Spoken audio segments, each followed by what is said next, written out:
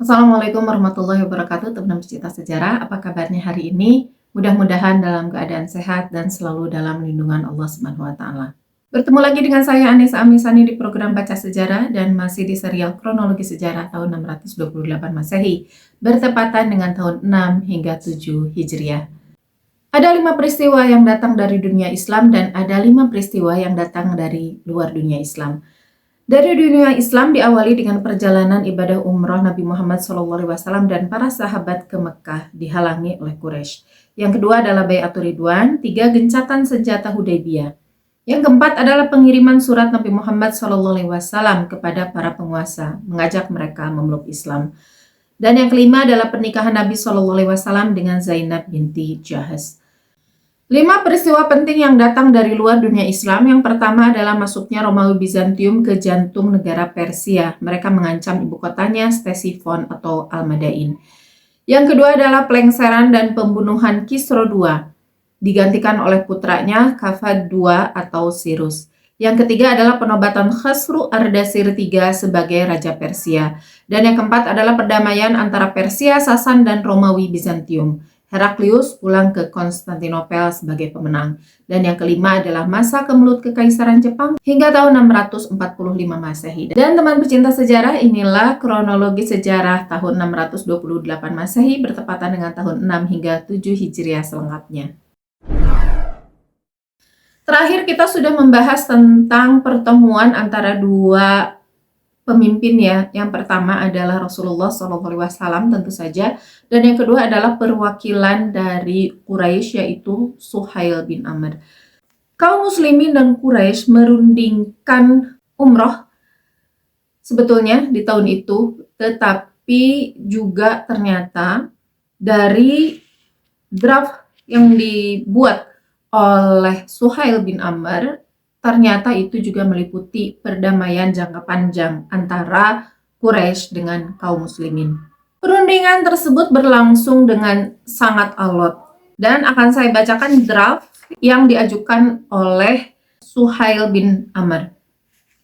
Ini saya bacakan dalam bahasa Indonesianya saja ya.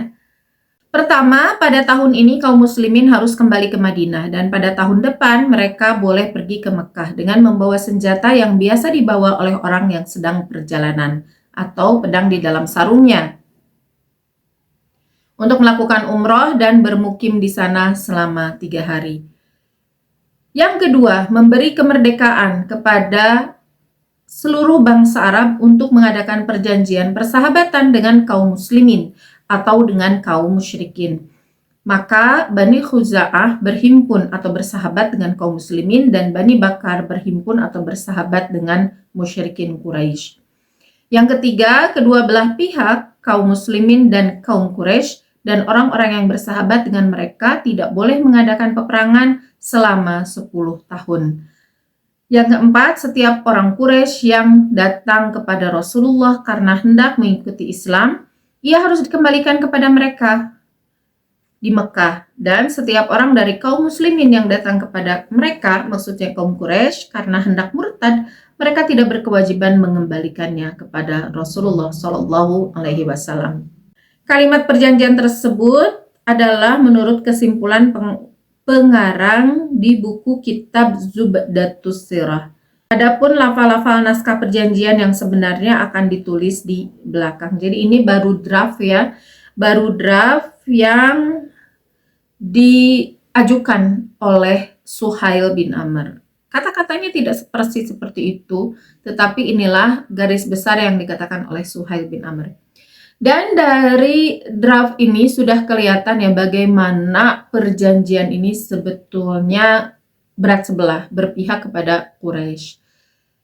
Pada poin pertama saja ini sudah merugikan kaum muslimin. Yang pertama itu kan kaum muslimin itu tidak diperkenankan masuk ke Mekah di tahun itu.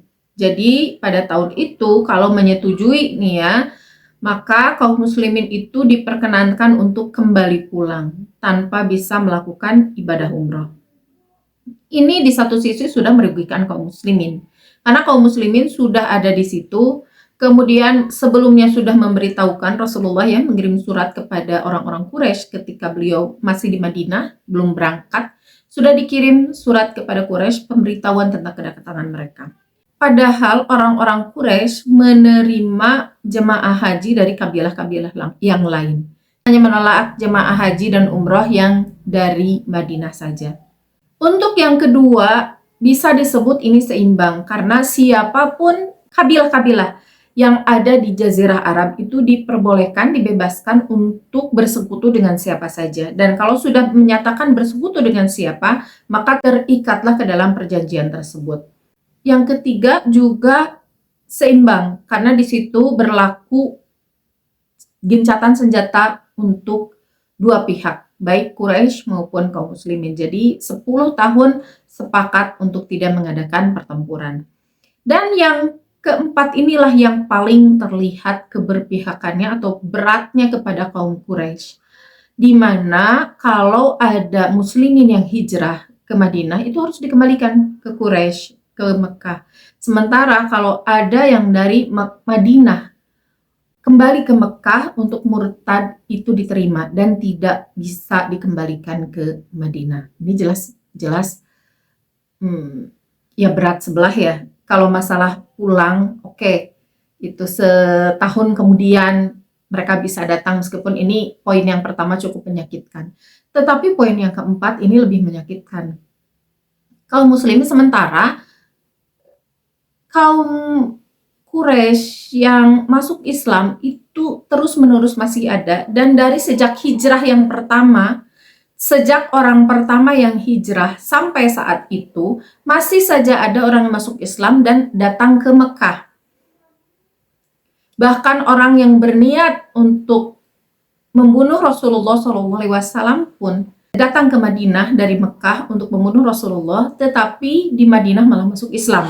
Nah, nanti kalau ada orang seperti itu, kalau ada orang yang datang ke Madinah untuk masuk Islam, itu harus dikembalikan ke Mekah. Dan ini jelas-jelas sangat-sangat merugikan. Para sahabat yang waktu itu mengelilingi Rasulullah ya, delegasi Rasulullah SAW di kemah Rasulullah itu kelihatan mukanya sudah tidak suka dengan draft yang diajukan oleh Suhail bin Amr. Bahkan sampai mereka hampir-hampir saja kehilangan kesabaran. Kalau saja mereka tidak melihat Rasulullah gitu ya, udah gatal tuh orang-orang, udah pengen ngangkat pedang lah terhadap Suhail bin Amr. Kelihatan sekali Suhail bin Amr ini sangat-sangat mendominasi pertemuan. Dengan kekehnya dia pada pendapatnya bahwa orang muslim tidak boleh masuk dengan alasan bahwa orang-orang Quraisy itu tidak ingin dianggap kalah oleh orang-orang di Jazirah Arab. Mereka tidak ingin kehilangan muka. Jadi dengan alasan yang tidak masuk akal seperti itu, hanya atas dasar subjektivitas pribadi orang-orang Quraisy, mereka menolak kehadiran Rasulullah SAW. Sedangkan Rasulullah SAW dalam keadaan memang beliau itu ingin memperlihatkan, di sini ditulis Nabi Shallallahu Alaihi Wasallam senantiasa memperlihatkan sikap dan tindakan yang suka mengalah. Para sahabat yang ada di sekeliling Rasulullah tadi kan sudah kesal ya, sudah menahan diri. Mereka ini berdasar pada jiwa juang mereka, motivasi untuk menang. Tambah lagi ini kesepakatan jelas-jelas tidak bisa ditandatangani, tidak bisa disepakati karena Suhail bin Amr benar-benar tidak bisa mundur selangkah pun dari keinginannya tersebut, dari usulnya tersebut. Sementara kaum muslimin terus yang harus mengalah gitu. Harusnya kan kalau berunding seperti itu kan kedua belah pihak, ada yang mengalah, ada yang dia menang, tapi di satu sisi giliran gitu. Itulah yang namanya win-win solution. Kalau ini kan tidak, ini terus saja kaum muslimin yang mengalah, sementara pihak Suhail bin Amr benar-benar tidak bisa mengalah, benar-benar keras, tidak mau mengalah meskipun dengan bahasa yang dia bahasanya tetap halus ya, dia bahasanya tetap sopan, tidak arogan, tidak. Tetapi keinginannya tetap. Karena amanat yang diberikan kepada saya adalah kaum muslimin tidak diperkenankan masuk tahun itu. Itu selalu alasan yang dipakai oleh Suhail bin Amr. Setelah Rasulullah SAW cenderung untuk menyetujui 4 pasal tersebut, Kaum muslimin sebetulnya di 3 pasal yang pertama mereka oke lah, kami sekarang keluar dari kami tidak masuk sekarang ke Madinah, meskipun itu mengesalkan. Oke lah kami tidak masuk, tapi ini paling tidak poin keempat, tolong diperjuangkan gitulah. Jangan sampai poin yang keempat ini benar-benar merugikan kaum muslimin. Sampai-sampai ada yang berkata kepada Rasulullah SAW, Maha suci Allah ya Rasulullah, bagaimana jika seorang Quraisy datang kepada engkau karena hendak mengikut Islam, maka engkau harus menolaknya. Sedangkan jika seorang dari kaum muslimin datang kepada mereka, musyrikin Quraisy karena hendak murtad, maka mereka tidak harus mengembalikannya kepada engkau. Lalu pertanyaan ini oleh Nabi SAW dijawab dengan sabdanya, barang siapa pergi dari kita kepada mereka, maka Allah yang akan menjauhkannya. Dan barang siapa dari mereka yang datang kepada kita, lalu kita mengembalikannya kepada mereka, maka Allah lah yang akan menjaga keluasan dan keringanan untuknya. Sabda Nabi SAW seperti yang tertera itu kecuali tersebut dalam kitab-kitab tarikh. Juga diriwayatkan oleh Muslim dalam kitab sahihnya. Jadi Rasulullah SAW tentu benar ya apa yang beliau sabdakan. Di mana ketika orang murtad itu kembali kepada Mekah, yaitu Allah jauhkan kaum muslimin darinya, dari orang murtad tersebut, karena tidak ada urusan juga kaum muslimin itu menahan orang yang murtad untuk tinggal di Madinah. Tetapi untuk orang yang tidak bisa datang ke Madinah, ia masuk Islam tapi tidak bisa datang ke Madinah, atau datang ke Madinah lalu dikembalikan, maka Allah yang meliharanya. Kenapa harus khawatir gitulah. Sebetulnya kan ini isyarat dari Rasulullah SAW kepada para sahabat bahwa ini Allah yang akan menjaga. Ini satu kata Allah saja seharusnya bisa menenangkan para sahabat. Tetapi kita juga harus memahami kondisi psikologis para sahabat pada saat itu. Mereka datang ke Hudaybiyah, mereka datang menuju Mekah itu dengan semangat menggebu untuk bertemu Baitullah. Atas dasar kerinduan mereka terhadap rumah Allah, mereka ingin beribadah, melaksanakan perintah Allah yang tertunda. Karena perintahnya itu sudah datang sebelumnya, tetapi tertunda karena kesibukan kaum muslimin dalam menghadapi serangan dari orang-orang kafir, baik Quraisy maupun di Jazirah Arab. Baru saat itu mereka bisa melakukannya, dan ini menimbulkan suasana hati mereka itu bergembira, sudah punya harapan yang besar. Mereka bisa bertemu dengan Baitullah, dan juga yang orang-orang muhajirin paling tidak bisa pulang ke kampung halaman walau sejenak. Itu kan kerinduan yang tidak bisa disalahkan. Kita bisa memahami. Sementara ketika sudah di pintu gerbang Hudaybiyah itu kan pintu gerbang lah, udah dekat banget ke Mekah, mereka ditolak dengan cara yang bikin kesal seperti inilah, dengan alasan yang tidak jelas, kemudian hanya berdasarkan kebencian, ditambah lagi Suhail bin Amr datang memberikan draft perjanjian yang sangat-sangat berpihak kepada Quraisy, sangat-sangat merugikan kaum muslimin. Jelas mereka, pasti kita juga akan seperti itu ya, merasa kesel, merasa marah. Sebetulnya mereka bukan kesel kepada Rasulullah SAW, tapi lebih kepada kesal terhadap keadaan, kesal terhadap Quraisy gitu. Hanya ini yang memimpin perundingan adalah Rasulullah, sehingga mereka mengutarakan pertanyaan itu kepada Rasulullah SAW. Jawaban Rasulullah SAW itu membuat sebagian kaum muslimin itu puas, tetapi ada sebagian juga yang belum merasa puas. Di antara yang tidak merasa puas, terutama masih dibunyi pasal pertama. Ini adalah Umar bin Khattab radhiyallahu anhu. Di sini ada dialog Umar, dia mempertanyakan kepada Abu Bakar, ya Abu Bakar, bukankah beliau itu Rasulullah? Abu Bakar menjawab, benar Umar, beliau adalah Rasulullah. Bukankah kita ini adalah muslimin? Tanya Umar. Ya, kita ini muslimin. Bukankah mereka, kaum Quraisy itu musyrikin? Iya, betul, mereka musyrikin. Lalu mengapa kita suka menerima kerendahan dan kehinaan dalam agama kita? "Ya Umar, tetaplah engkau di tempat duduk engkau, karena saya menyaksikan bahwa beliau itu Rasulullah." Jadi ini di dalam pertemuan ketika mendengar draft yang disampaikan, Umar bin Khattab itu meninggalkan tempat duduknya mendekati Abu Bakar. Lalu terjadilah dialog ini. Umar pun menutup dialognya dengan Abu Bakar dengan mengatakan, "Saya pun menyaksikan bahwa beliau itu adalah Rasulullah." Umar belum merasa puas dengan dialognya, dengan jawaban-jawaban dari Abu Bakar, maka Umar bin Khattab pun mendekati Rasulullah Shallallahu Alaihi Wasallam dan bertanya langsung kepada beliau. "Ya Rasulullah, bukankah engkau itu Rasulullah?" tanya Umar. Lalu jawab beliau, "Betul, aku ini Rasulullah." "Bukankah kami ini kaum muslimin?" tanya Umar. "Ya, betul," jawab Rasulullah. "Bukankah mereka itu musyrikin?" "Ya, betul." "Mengapa kami diberi kerendahan dalam agama kami?" Lalu Nabi bersabda, "Aku ini hamba Allah dan pesuruhnya. Sekali-kali aku tidak akan menyalahi perintahnya, dan dia tidak akan menyia-nyiakanku." Setelah mendapat jawaban dari Nabi Shallallahu Alaihi Wasallam, barulah ia diam, tidak berani melanjutkan pertanyaannya. Bahkan ia lalu berkata, "Saya senantiasa bersedekah, berpuasa, bersolat, dan memerdekakan budak karena perbuatan saya pada hari itu. Saya khawatir ucapan yang saya katakan kepada beliau ketika saya mengharapkan keadaan perjanjian damai itu supaya baik."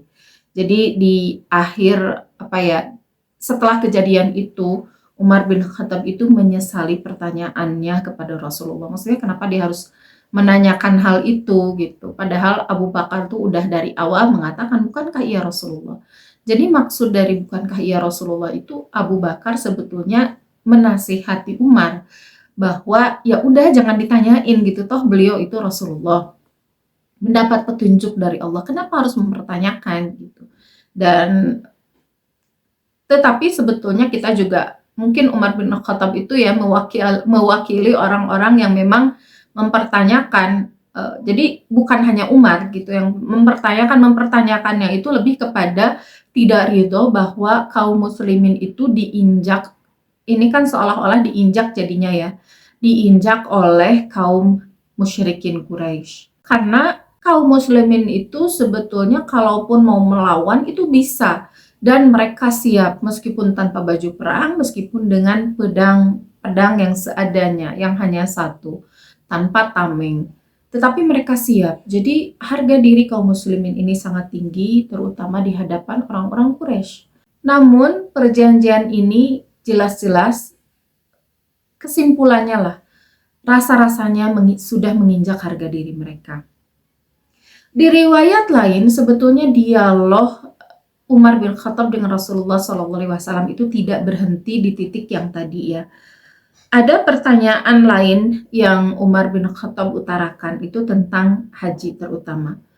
Umar bertanya kepada Rasulullah, "Bukankah engkau pernah bersabda kepada kami bahwa kita akan datang bersama-sama ke Baitullah dan bertawaf di sana serta mengerjakan ibadah haji dengan aman dan tentram?" Lalu Nabi Shallallahu Alaihi Wasallam bersabda, "Iya betul, tetapi aku tidak mengatakan kepada engkau bahwa akan datang ke Mekah pada tahun ini." Lalu dengan jawaban ini Umar lalu terdiam. Jadi Umar itu menagih janji Rasulullah Shallallahu Alaihi Wasallam bahwa akan membawa kaum muslimin untuk bertawaf di Mekah, berhaji, berumroh dengan aman dan tentram. Dan Umar menagih janji itu. Dan Rasulullah malah balik gitu ya, balik bertanya kepada Umar, "Apakah aku berkata bahwa tahun ini kita akan bertawaf?" gitu. Intinya Umar bin Khattab merasa bahwa oh iya, ia sudah berlebihan juga sih dengan pertanyaan itu gitu ya. Seharusnya ia bisa menahan diri sebagai orang dekat Rasulullah Shallallahu Alaihi Wasallam gitu, sehingga setelah beberapa waktu beliau menyesalinya, dan beliau itu kalau ingat kejadian itu senantiasa membayarnya dengan kebaikan, yaitu bersedekah, berpuasa, sholat, dan memerdekakan budak gitu. Karena ia khawatir perkataannya tersebut itu sudah menyinggung hati Rasulullah SAW. Abu Bakar adalah perwakilan lah ya, bisa kita sebutkan gitu bahwa selain Abu Bakar itu banyak juga orang yang setuju dengan apa yang dilakukan dengan Rasulullah, dalam arti ya udahlah, Rasulullah itu seorang nabi, dapat petunjuk, ya terserah beliau saja gitu. Karena kan sudah terbukti banyak hal yang mereka inginkan atas dasar keinginan mereka ternyata itu tidak benar gitu. Keputusannya ternyata tidak mendatangkan kebaikan. Tetapi ada juga para sahabat yang orang-orangnya itu menolak. Mereka ya menerima, tapi mau bagaimana lagi gitu. Menerimanya dengan terpaksa. Ini diwakili oleh Umar bin Khattab yang mempertanyakan. Namun dengan semua keadaan itu, bagaimanapun juga Rasulullah SAW adalah pemimpinnya, sehingga ditulislah kesepakatan itu oleh Ali bin Abi Thalib. Rasulullah SAW bersabda kepada Ali, "Uktub, tulislah, Bismillahirrahmanirrahim, dengan nama Allah yang Maha Pengasih, Maha Penyayang." Ditulislah oleh Ali di selembar kulit ya, ditulis Bismillahirrahmanirrahim. Tapi baru saja selesai, Suhail menyahut, "La a'rifu hadza," kata Suhail. "Saya tidak mengerti ini." "Walakin uktub," tapi tulislah, "Bismikallahumma," dengan nama Engkau ya Allah. Jadi cukup dengan bismillahnya aja, mengakui Allahnya saja. Lalu Rasulullah SAW bersabda lagi terhadap Ali, "Uktub, Bismikallahumma." Para sahabat itu yang mendengar udah hampir habis ya kesabarannya. Mereka sudah mengalah dari sisi 4 poin yang tadi ya, yang draft yang diajukan oleh Suhail bin Amr.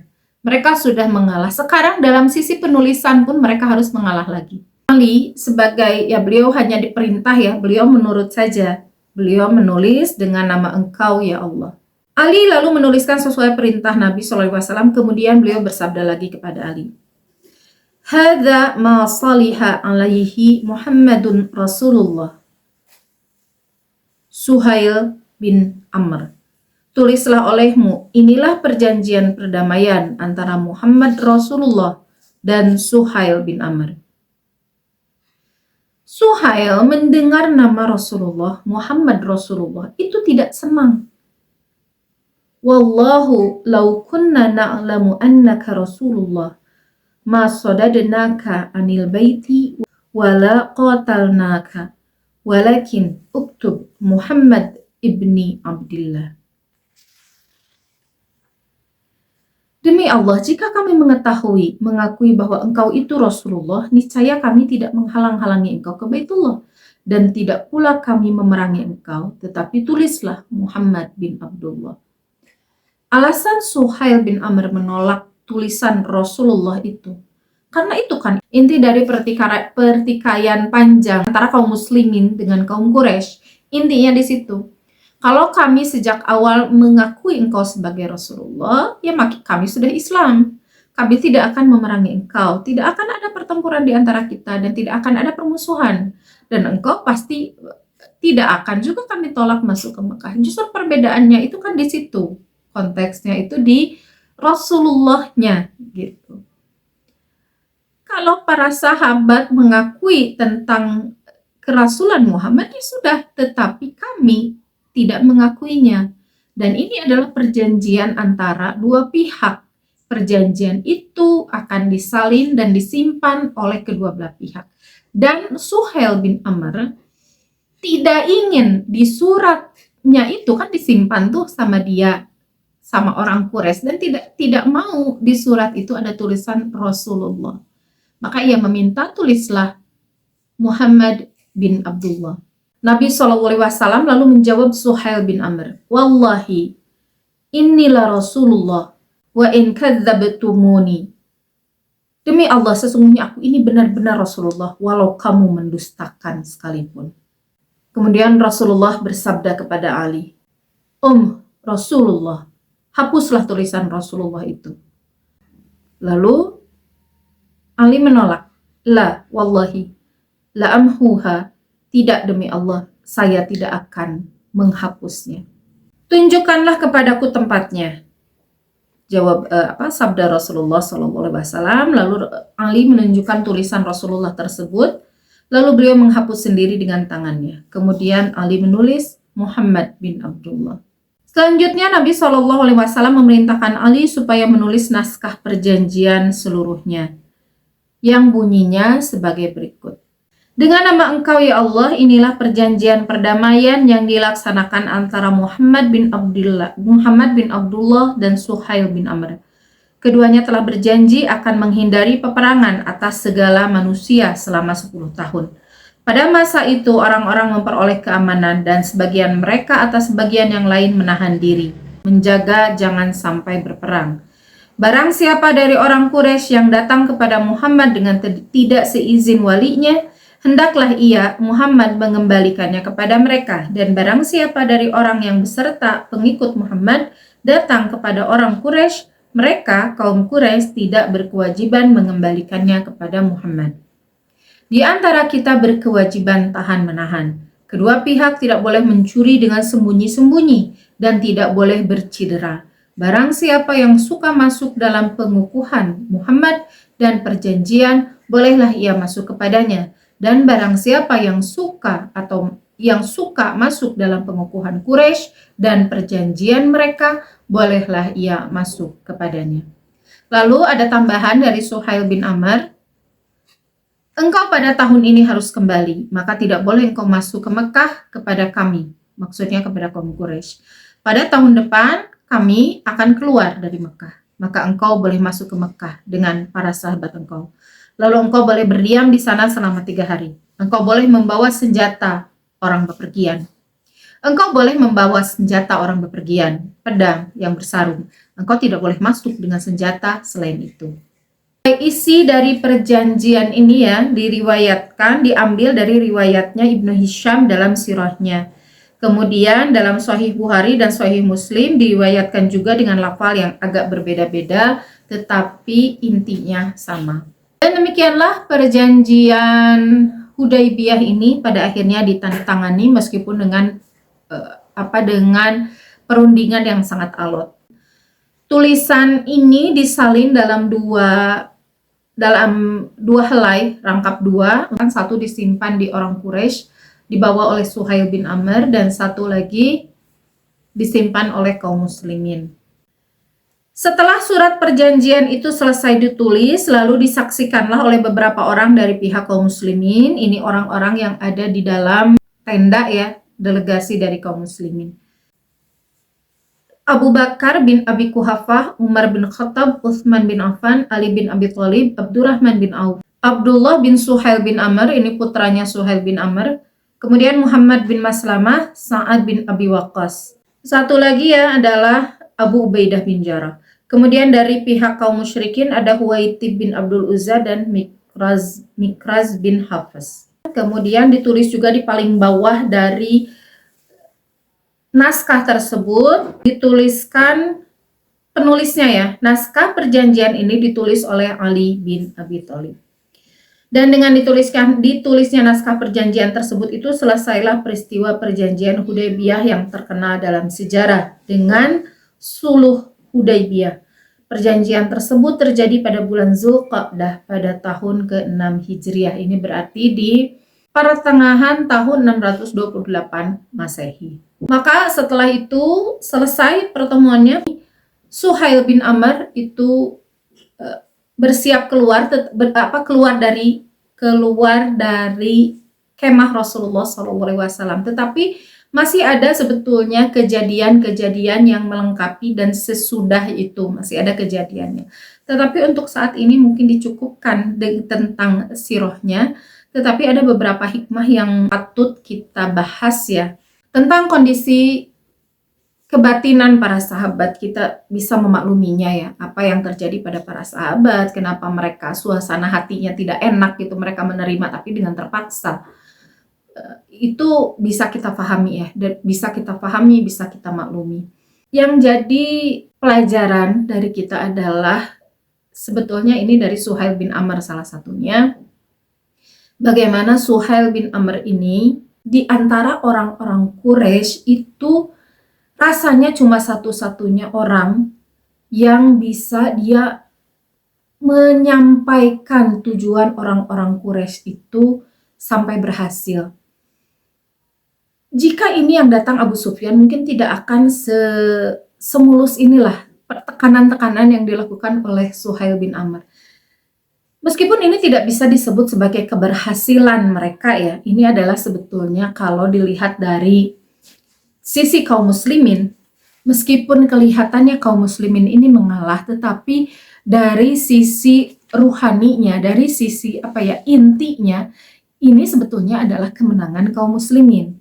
Kenapa? Karena orang Quraisy pada akhirnya sudah merasa lelah, jadi pesan yang disampaikan itu sudah pasti bahwa Suhail bin Amr itu harus mengusahakan, harus membawa pesan perdamaian. Meskipun dengan kesombongan ya, kesombongan dalam arti mereka jangan sekarang gitu masuknya.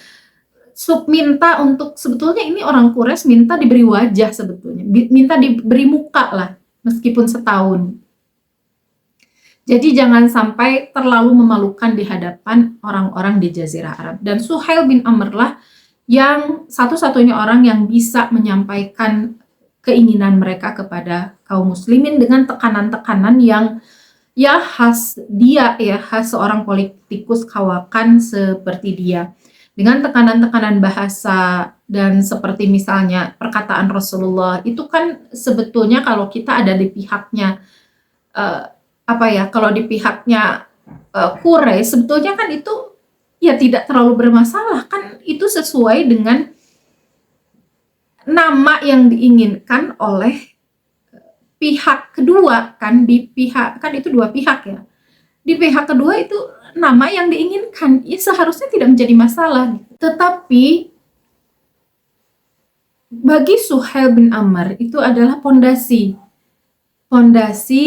dasar, poin penting yang justru disitulah letak perbedaan mereka gitu. Dan ini sih menurut saya titik di mana kecerdasan seorang Suhail bin Amr ini terlihat ya. Hanya saja memang pada saat itu disayangkan ia berada di pihak orang Quraisy ya, meskipun nantinya Allah Subhanahu wa taala memuliakan dia ya karena kecerdasan inilah kelihatan ya dari sini kecerdasannya, bagaimana ia menekan kaum muslimin dengan perkataannya, menekan kaum muslimin dengan draftnya sampai para sahabat itu udah benar-benar kesal gitu, sudah hampir-hampir tidak bisa menahan amarahnya.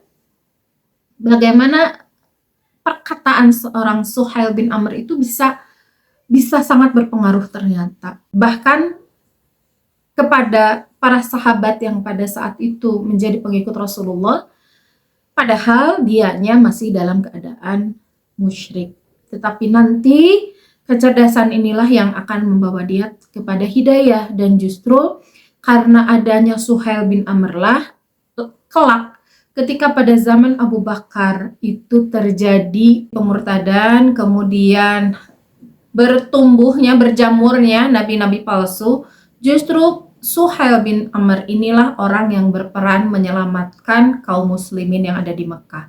Orang-orang Mekah itu sama sekali tidak terpapar, tidak percaya, tidak terracuni dengan pemurtadan juga nabi-nabi palsu. Ketika menjadi musyrikin, dia tahu poin di mana yang dia tolak gitu ya, yaitu kata Rasulullah itu. Tetapi setelah menjadi muslimin, dia tahu kata itulah yang ia perjuangkan sehingga menyelamatkan kaum muslimin di Mekah.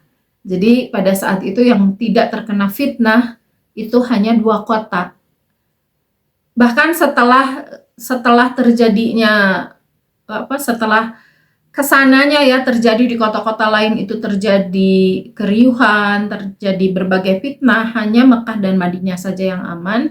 Di situ ada peran Suhail bin Amr. Dari sini kita melihat bagaimana seorang tokoh ya yang awalnya itu benar-benar bahkan untuk tulisan pun ia tidak mau mengakui. Tetapi dalam jangka waktu yang tidak lama justru Allah memberinya hidayah. Jadi benar-benar Allah memang maha pembolak-balik hati. Hari ini ia bisa benar-benar orang yang dibenci kaum muslimin, tapi hari esok ia menjadi orang yang mendapat hidayah dan menjadi kecintaan kaum muslimin. selain Abu Sufyan, Suhail bin Amr bisa membuktikan kalimat tersebut. Dan mudah-mudahan Allah juga yang memegang hati kita semua, teman pecinta sejarah, mudah-mudahan mengistiqomahkan kita hingga akhir hayat ya, dan bisa memahami Islam itu dengan ilmu dan kecerdasan kita, dengan pikiran kita, bukan hanya dengan hati saja, tapi pikiran kita juga memahami sebagaimana Suhail bin Amr memaknainya sampai seperti itu, gitu. Maka ya kita pun bisa seperti itu. Dan ini adalah salah satu cara bagi kita dengan mempelajari sirah nabawiyah supaya lebih mengenal Rasulullah SAW, lebih mengenal sirahnya, dan juga lebih memaknai Islam dengan lebih dalam. Terima kasih sudah menyimak sampai sejauh ini. Mohon maaf atas segala kekurangan. Assalamualaikum warahmatullahi wabarakatuh.